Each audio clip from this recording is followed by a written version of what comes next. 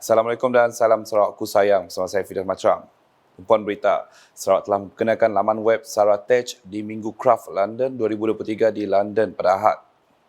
Laman web ini dibangunkan oleh Pusat Kecemerlangan Teknologi Sarawak Sentex Commercial untuk memberi akses tanpa sempadan kepada warisan dan kraf Sarawak. Premier Sarawak Datuk Patinggi Tan Sri Dr. Abang Abdul Rahman Zuhari Tun Datuk Abang Openg yang memimpin delegasi Sarawak ke acara berkenaan memberitahu platform dalam talian ini akan membolehkan dan memudahkan pengguna menemui, mempelajari dan membeli kraf tradisional Sarawak di pasaran. Menurutnya, ia merupakan sebahagian daripada inisiatif kerajaan untuk mempromosikan kraf tangan tradisional Sarawak di peringkat antarabangsa sekaligus memberi peluang kepada penukang dan usahawan tempatan untuk menjana pendapatan sekitar RM2,000 hingga RM3,000 sebulan. Aplikasi Sarawatech akan tersedia sebelum akhir tahun ini. Dalam masa sama, Sarawak turut menonjolkan kraf tradisional seperti puah kumbu, keringkam, tenunan dan kerja manik pada acara itu selaras dengan reputasinya sebagai destinasi kraf dan budaya terkemuka di rantau ini. Acara tersebut turut dihadiri Raja Pemaisuri Agong Tunku Azizah Aminah Maimunah Iskandariah, isteri Yang di-Pertua Negeri Sarawak Toh Puan Datuk Patinggi Ragat Kurti Taib, isteri Premier Sarawak Puan Sri Datuk Amar Jumaani Tun Tuanku Bujang, Menteri Pelancongan Industri Kreatif dan Seni Persembahan Sarawak Datuk Sri Abdul Karim Rahman Hamzah, Setiausaha Kerajaan Sarawak Datuk Amar Muhammad Abu Bakar Mazuki serta tamu kehormat lain. Sementara itu, Premier Sarawak turut menyaksikan pelancaran pameran Kraf Malaysia yang disempurnakan oleh Tunku Azizah Aminah Maimunah sempena Minggu Kraf London 2023 di Suruhanjaya Tinggi Malaysia di London pada Ahad.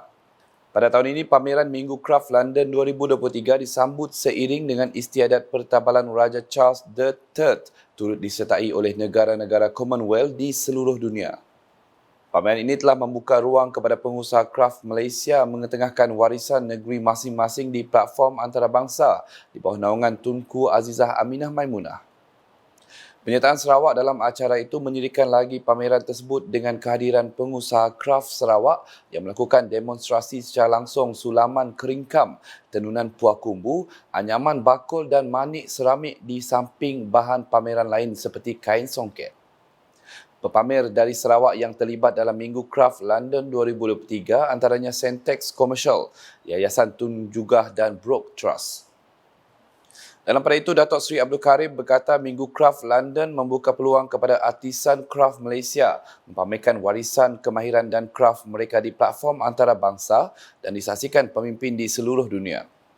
Katanya lebih daripada 100 pemimpin dunia telah berkumpul di London, menjadikan acara sangat bermakna bagi artisan kraf Malaysia mempamerkan kemahiran dan kraf mereka kepada seluruh dunia. Bercakap semasa meninjau tapak pameran kraf itu, beliau berkata Sarawak akan mempamerkan kraf yang kaya dengan tradisi dan warisan di bawah naungan Tunku Azizah Aminah Maimunah. Katanya 4 artisan kraf Sarawak melakukan demonstrasi langsung sulaman keringkam, tenunan puah kumbu, anyaman bakul dan manik seramik pada program tersebut. Acara itu dijangka menarik lebih 3,000 pelawat antarabangsa yang berpeluang mempelajari sejarah dan kepentingan setiap kraf terhadap keunikan Sarawak kumpulan etnik. Difahamkan 700 artis keseluruhannya menyertai Minggu Kraf London dan mengadakan pembentangan di kedutaan di seluruh London.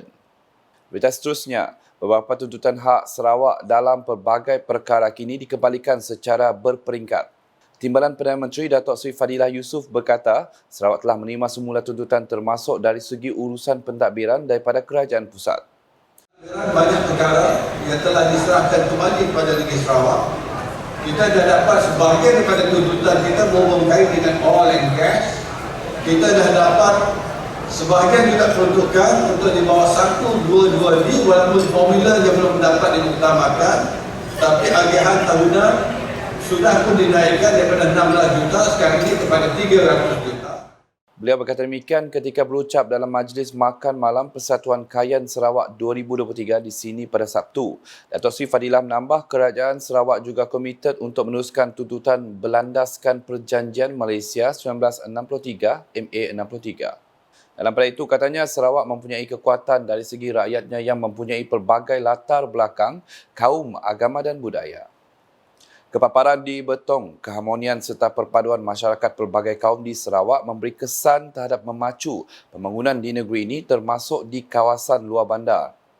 Timbalan Premier Sarawak Dato' Ahmad Douglas Ugambas memberi contoh kawasan Dewan Undangan Negeri Dun Saribas yang kini berubah wajah dengan siapnya pelbagai projek pembangunan infrastruktur seperti jalan raya, bekalan air, elektrik dan kemudahan-kemudahan lain.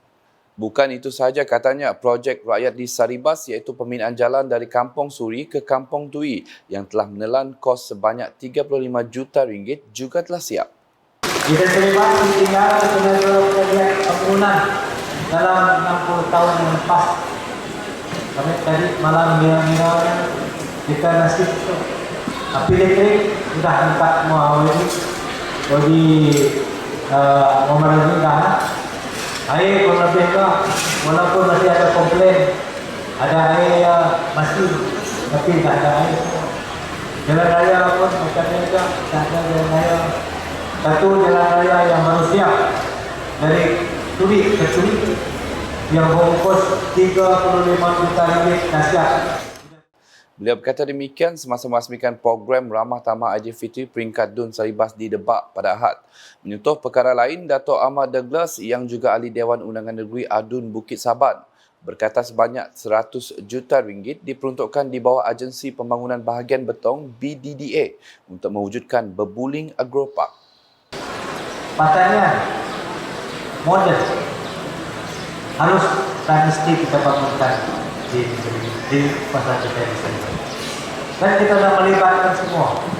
Kalau tempat taman tidak cukup, satu lagi di pasar aku Bebuling Agropark. Kalau tidak cukup, kita cari tempat lain supaya anak-anak kita ini betul-betul yang nak bercocok tanam, bukan bercocok tanam macam ini, tapi dengan teknologi baru ada tetap.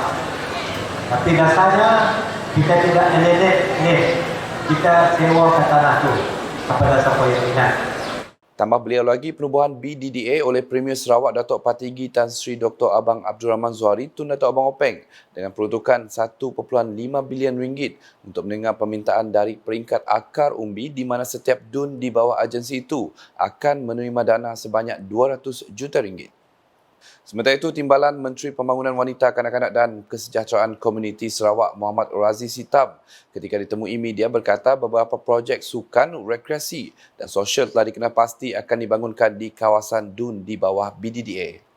Adun Saribas itu berkata keutamaan akan diberikan terhadap membina kompleks sukan di kawasan yang belum memiliki fasiliti berkenaan selain menambah baik kompleks sukan sedia ada yang sudah uzur.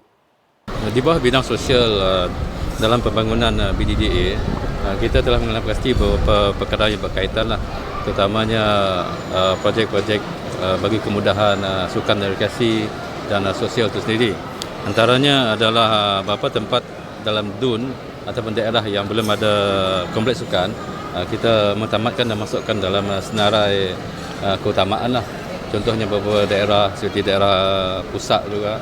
Dan beberapa stadium ataupun kompleks sukan yang dalam keadaan uzur kita masukkan sebagai tambah baik, dinaik taraf lah. Selanjutnya, Kementerian Pengangkutan Sarawak MOTS menyambut baik keputusan Indonesia Air membuka laluan baru penerbangan yang menghubungkan Jakarta dengan Kuching bermula 15 Jun ini. Menteri Pengangkutan Sarawak Datuk Seri Lee Kim Shin berkata pelancaran penerbangan terus Jakarta ke Kuching pastinya akan membawa faedah sosioekonomi yang ketara kepada Sarawak, terutamanya dalam sektor perdagangan dan pelancongan. Menurutnya ini selaras dengan agenda Kerajaan Sarawak untuk membawa lebih ramai pelancong dari Indonesia baik melalui udara dan darat. Katanya penerbangan terus antara Jakarta dan Kuching akan memudahkan ahli-ahli perniagaan dan para pelancong Indonesia untuk datang ke Sarawak, begitu juga sebaliknya.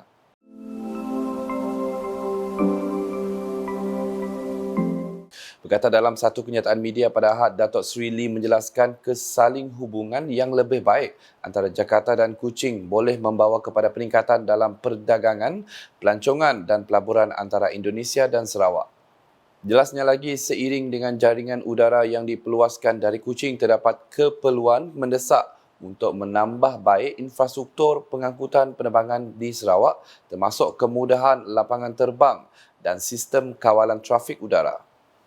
Sekian isi tengah hari bersama saya Fidas Matrang. Berita lebih lanjut boleh didapati di semua platform media sosial UKAS termasuk portal ukas.sarawak.gov.my dan UKAS channel di YouTube. Sebelum mengakhiri buletin UKAS, saksikan kemeriahan program Ramah Tamah Aidilfitri peringkat DUN N35 Saribas di gelanggang futsal Riveria Sports Centre Debak yang dihadiri oleh Dato' Amada Glas Ugambas pada Ahad. #Menyebar Fakta Salam UKAS.